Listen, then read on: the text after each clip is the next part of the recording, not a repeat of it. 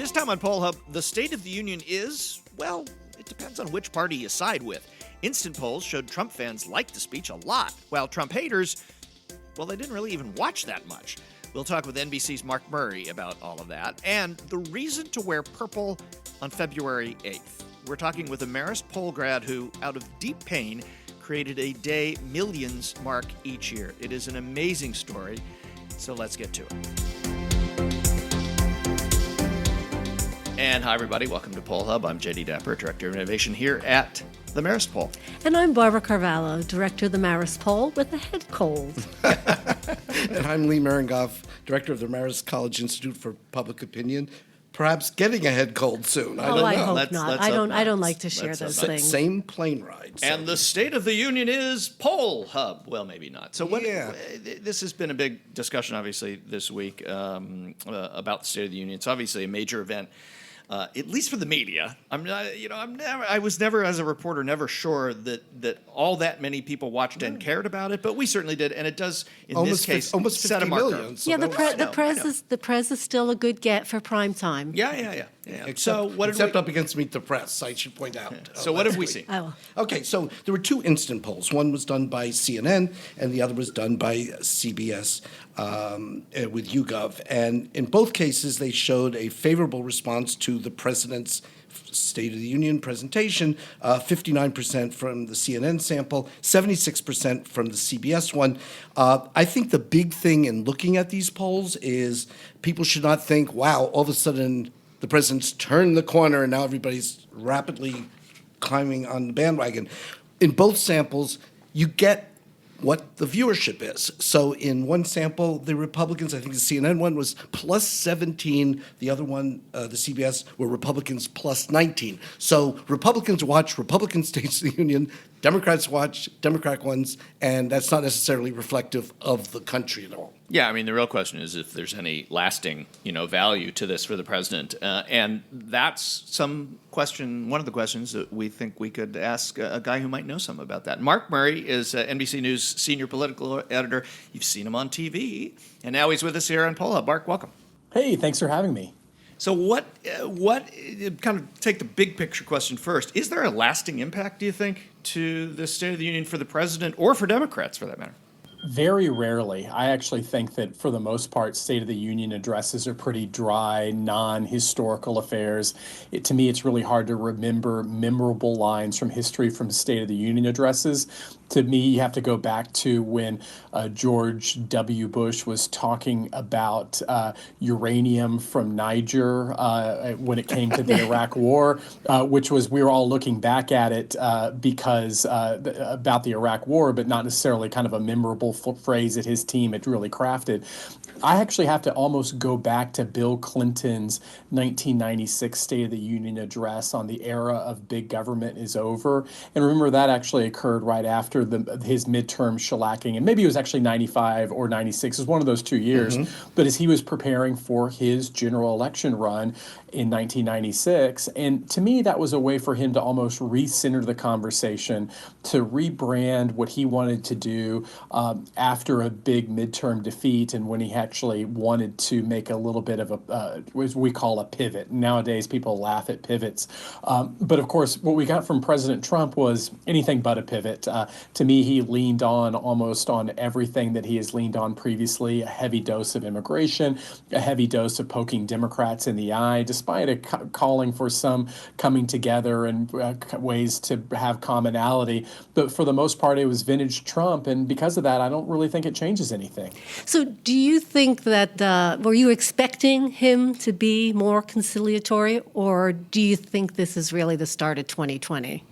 So one, Barbara, I do think that his speech was a whole lot more like a campaign speech rather than a State of the Union on going through the list of legislation and priorities that you want to be able to end up doing.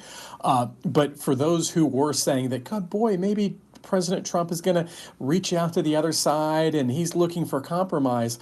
The attitude that I had in the build up to the State of the Union address is that what President Trump or candidate Trump who you've been watching the last 3 years. And to me, one of the things about President Trump has been his consistency particularly in tone, in dealing with political enemies. And I had no doubt whatsoever that the thrust of the speech was going to be on immigration and a talk about his border wall. Is the emphasis in the White House on immigration, is that in part, look, he's trying to fulfill campaign promises, but he's, in a sense, isn't he keeping the Democrats off their newly elected House agenda? By keeping them on the defensive and reacting to immigration, they're not getting much airtime for anything else right now. Is that your sense of why he's doing that? Well, I don't think it's the main objective why he's doing it. I think deep down, he believes that when Republicans are talking about immigration, that it's a winner for them. And Lee, you and I have looked at a lot of the same polls, and in some ways, maybe the enthusiasm helps his party, but overall, it does seem that the majority of the country is against a lot of his immigration policies. But this was true in the build-up to the midterms. I wanted to talk about immigration, and now, and I think you're exactly right that it has knocked Democrats off what they would like to be talking about. But overall, it's hard to see how this issue is a winner for the president. And interestingly, if this was ever about getting policy enacted, the policy was for the taking. You had Democrats just a year ago who were willing to give up $25 billion for a border wall in exchange for protection for DACA, or the so-called Dreamers. And that deal was offered, and that deal was rejected by the White House. And so I always think that they've wanted this as a campaign issue. But I think the fundamental question is really how strong of a campaign issue is it for Republicans, particularly what we saw in November of 2018. What did you think of the women in white? It really stood out to me. And honestly, it was a surprise. I did not get any heads up, and I'm sure our Capitol Hill reporters did, but I didn't get any heads up that this was going to be a thing or a visual component of the State of the Union address.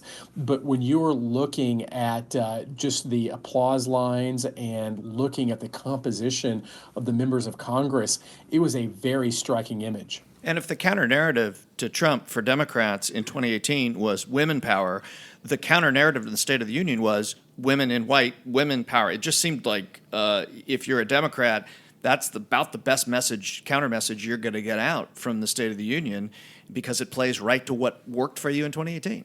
And of course, it was the biggest applause line from that started from the president himself, where he just want to say, I want to take credit for all of these new women who have joined historic numbers of Congress. And the joke is, of course, like, the irony is well put. They're all Democrats. Right. The irony is that, thank you, Mr. Trump, you're the reason why we're here, because we campaigned against you. So, I agree completely that it was such a striking image, but also it kind of led to maybe the Democrats' best kind of applause line for them. For the night.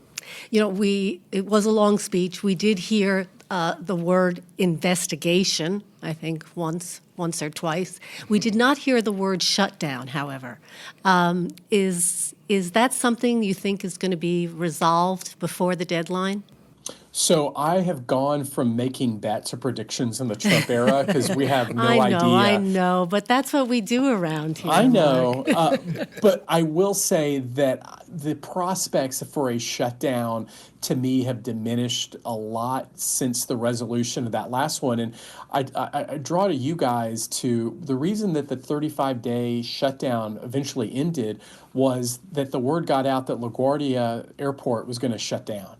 And within hours, you end up having the president say, and everyone kind of having a temporary deal. To me, the people who would be impacted by a government shutdown now have a key to resolve a shutdown, and that is to say that an airport will not be in operation. And so I don't see there being a shutdown or even a long one, because I don't know if there's really an appetite for people to really have just full-on work stoppages at the nation's airports. And it's also clear that the president has been signaling, well, maybe if I can't get my wall through Congress, that I'll do it through a national emergency. So I see the outline for a resolution, but the reason that I'm not in the prediction business is that I thought this was exactly the scenario that we were going to have before Christmas. That at the end of the day, the Republicans weren't going to fight, that they were going to end up doing a one-year continuing resolution, just fund the government, not fight this. And then all of a sudden, the president started getting poked from the right wing, from the Rush Limbaughs and the Ann Coulters, and he decided to dig in his heels, and we ended up having the government shutdown. So I don't know how the president's going to react, but what I do know is how the government workers, and particularly at the airports, now have, I think, a game plan and a playbook to use that would really minimize any type of long-term government shutdown. And of course, the clock is again ticking. And as you said, they could have had this before Christmas because everybody's had things that they've said could have worked before then. Judge, one before we leave the State of the Union, I was interested, as most were, in the Democratic selection of Stacey Abrams to give the response to the state president's State of the Union. Is that also all about 2020 and being able to contrast with the themes of the president that night? Yeah, I think it's about 2020, but not in the ways that 2020 is normally talked about on the presidential front. To me, she is a prime recruit for Democrats to have to run in Georgia's Senate contest against Senator Perdue, which, you looked at the election results in 2018, and Georgia, at least, is a place that is on the map. And Stacey Abrams came within 1 point of winning that governor's race in 2018, and the idea would be that she would give Democrats maybe their best statewide candidate to run against Senator Perdue in 2020. And, earlier the question was asked about the government shutdown, and President Trump didn't mention the shutdown. But right out of Stacey Abrams' mouth, one of her first words was talking about the government shutdown, blaming President Trump for that. And that really stood out at me because I, like you guys, noticed that he never used the word shutdown or had any memory of it. But it was the Democratic responder, Stacey Abrams, who made that front and center in her remarks. Before we go, Mark, just a quick response. Beto O'Rourke, Senate President, or co-anchor with an Oprah Winfrey show? Or how about or come to work at NBC News? I have no idea, Lee. Do you have room there? I mean, you guys have been adding a lot of people. I think we always have room. But what I would say is I count me in the camp that his path to winning a presidential general election, just that in itself, is an easier task than being able to win a statewide Senate race against John Cornyn in Texas. Here's why. Texas is really difficult for Democrats, and a 2.5% loss, percentage point loss by Beto O'Rourke, to me, is the equivalent of winning Iowa by 6 or 7 points in a general election, or maybe Florida by 1 or 2 points. And I think that, to me, it would be an easier task for him to win a general election on the presidential front than trying to win again or run again and win in Texas. The trick, though, is if he decides to run for the presidency, it's the big challenge will be winning a presidential primary in a very crowded and competitive field that could break any different kind of ways. But to me, if I were him and you wanted at least an easier route when it came to a general election, going at the presidential front instead of Texas is the easier approach to me. So that's one that we're gonna trust you know something about, since you're from the Lone Star State, right? Yeah, yes, I am from the Lone Star State. Full disclosure, it's been 20 years since I moved away, but I was a young kid and voting the last time that a Democrat won a top-of-the-ticket statewide race, and that was Ann Richards in 1990. So it's been a very long time for Democrats, and even someone like Barack Obama ended up losing Texas by 15 points in 2012, and Hillary lost it by 9 points. Yeah. And so I think that's the best way to put in Beto O'Rourke's 2-point loss in 2018. Yeah, still a reach. Yeah. Mark Murray from NBC News, senior political editor there. Thanks so much for joining us and giving us your insight. And believe it, we will have you back throughout this crazy 2019-2020 cycle. That was fun, guys. Thank you so much. And just because it's always fun to have more voices rather than fewer, our executive producer, Mary Griffith, joins us on the other side of the mic today. Hey, Jay. And why are you here? I am here because we have a very special guest joining us today, Brooke DiPalma. She is Marist College alum, class of 2018, also a Marist Poll alum, and Brooke is currently working at Yahoo as a Yahoo Finance Associate Producer. And Brooke also heads up a very special organization that has its 9th annual event coming up to Friday, February 8th. So welcome, Brooke. Thank you so much for having me. I'm very excited to hear from you guys. I miss Marist, but I'm doing okay. It's great to hear from you as well. So, P.S. I Love You Day. Tell us about it. Yeah, so it actually comes from a very personal story of mine. When I was 14 years old, I lost my dad to suicide. It was something that was truly unexpected in my family. I never thought that would happen to my family, me. And so I created P.S. I Love You Day based off the last 3 words my dad said to me, which were, I love you. And he dropped me off that Friday morning in April, and nearly 7 months later, we had the first P.S. I Love You Day. And Brooke, you were only 14 years old at the time, and yet you had this idea at that point to create this day. I know when I was 14, I was not thinking about anything that serious, by no means. So what pushed you to do this? What kind of support did you have, and what kind of steps did you take to put this into action? You know, Mary, what's silly is that I never thought that I would be able to do that. You know, you're faced with this tragedy at such a young age, and you're in this fight or flight situation where you have 2 options. You could either go into the darkness, or you can choose to be resilient about it. And you see so many people who decide not to talk about the suicide in their family. They decide not to tell their children about a suicide in their family, and they decide to keep it hush. And in my very personal opinion, I think that those people, you know, they need to move forward, take it with them, and that's exactly what I did. I took the tragedy and I created P.S. Love You Day because of the people that are around me that told me that my voice mattered and that my story mattered, and that I had the ability to create change. And so I'll admit, P.S. I Love You Day came to me almost because I was upset. I was in such a place of tragic loss, and I didn't know where to turn. And so I thought of those last 3 words as if my dad was telling me, hey, remember this. Remember that I told you that I love you. Remember that I did not mean for this to happen, for you to feel this way. Just remember that I love you. And it just suddenly came to me. I know it sounds crazy, but the idea came to me. And so by telling someone about it, by telling my class club at the time at West Islip High School, they then encouraged me to tell someone else. So, what has it become over this time? For people who don't know what it is, tell us what it is. How do you participate? How do you get involved? And then, what has the journey been since you were 14 years old? This is 9 years now. What has it become? So I'll admit, when I first started it, I thought that no one was going to wear purple. That's the premise of the day, asking people to wear purple on the 2nd Friday of every February.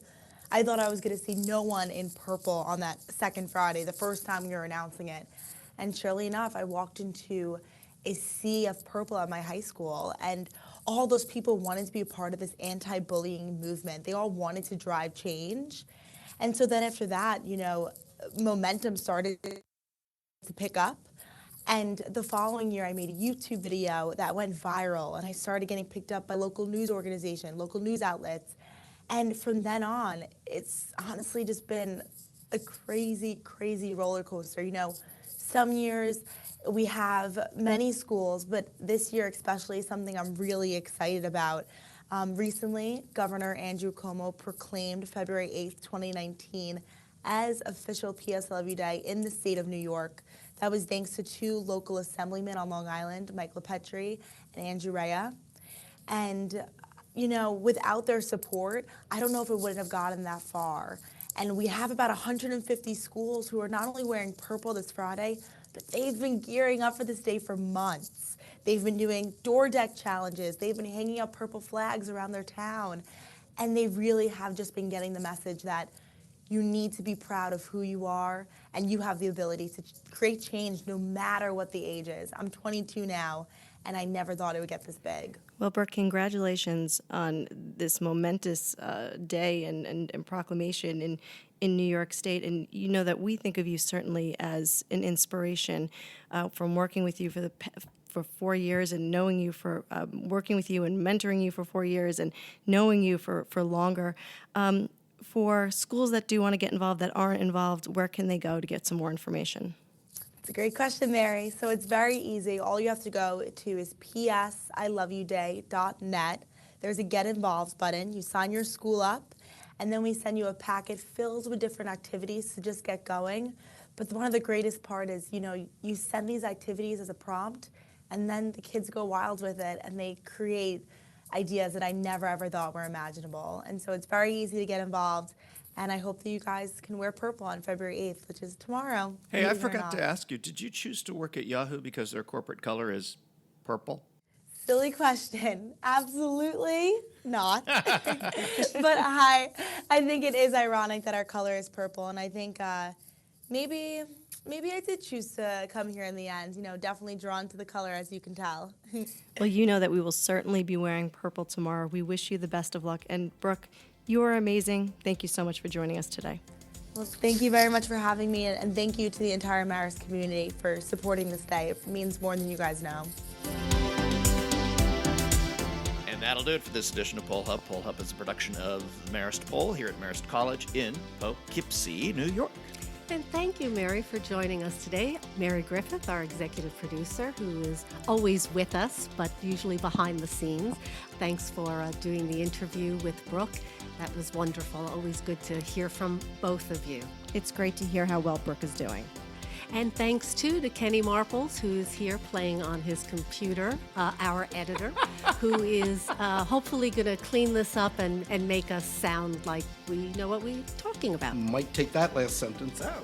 Why, I don't know. But we'd also like to thank the Roper Center Archives at Cornell University, and they provide us with the ability to look back in time at survey questions and the results over the decades, which we look at when we look at things like State of the Unions. Get us out of this, Mary.